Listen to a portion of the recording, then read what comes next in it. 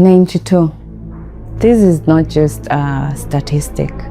This is 92 families without their loved ones across Kenya. They beat him up that night before they took him in. Mtoto anafaa kusoma sasa, hata sijui somesha tena. Mimi nataka haki ya mtoto wangu, wanipatie haki.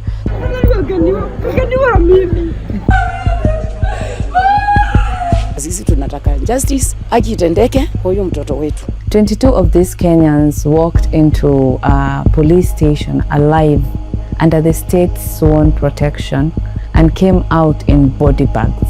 The post-mortem examination on the body of Eric Otieno, the border rider from Mathare, who died shortly after being released from Muthaiga police station on Sunday, has revealed he succumbed to internal hemorrhage. Family of Bernard Nyakwana Omai, a young man who was found dead at Kibra police station, is calling on the Ministry of Interior to expedite investigations into his death, saying he died while in the custody of officers who were meant to protect his life. 70 others were shot down on our street by live bullets this year, and we are still in August. We were told that he was arrested on Wednesday night by police officers from RDU Utawala. They beat him up. Let's talk about what happens when the cell door locks and the lights go out. An example of Bernard Omai. He didn't die in a shootout. He died inside a cell at Kibera police station. After they were done with him, they took him in at Kibera police station, and he died on Friday at 9 a.m. We didn't know that even he was arrested. We knew everything on Saturday when he was already dead. His life was stolen while his family was left begging for basic answers.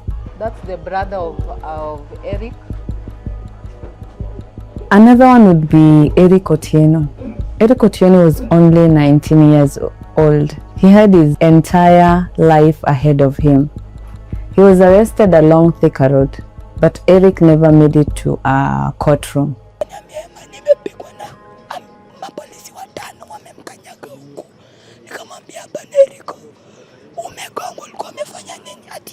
He was subjected to a brutal, senseless beating by the very officers who were sworn to uphold the law. Eric died of a massive internal hemorrhage in the abdomen due to injury to organs therein, and this was due to trauma to the abdomen. He died from his injuries before his family could ever hear his side of the story. 70 times a trigger was pulled, and these 70 times, 70 lives were lost.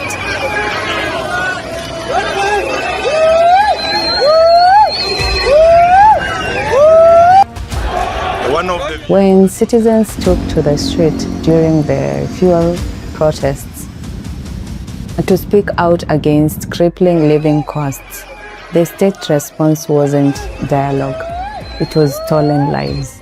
Let's remember Tifa's Wanja. Tifa's Wanja was shot and killed while simply trying to earn a living and bringing bread home to his family. Atakuwa na mambo mengi, alikuwa tu anatoka anaenda kazi. Lakini siku venye ilifika alienda kuweza hata kurudi. Nilikuwa tu kwa nyumba na mngoja, but simu ndio nilipigiwa. Kuambiwa nini imemfanyikia. Ametuacha. Another one would be Prudence Imali. Prudence Imali was shot down right at her doorstep, carrying the supper that she was supposed to bring home to her family. According to the person she was living with, she was beginning to prepare supper that evening when she realized that cooking oil ilikuwa imeisha.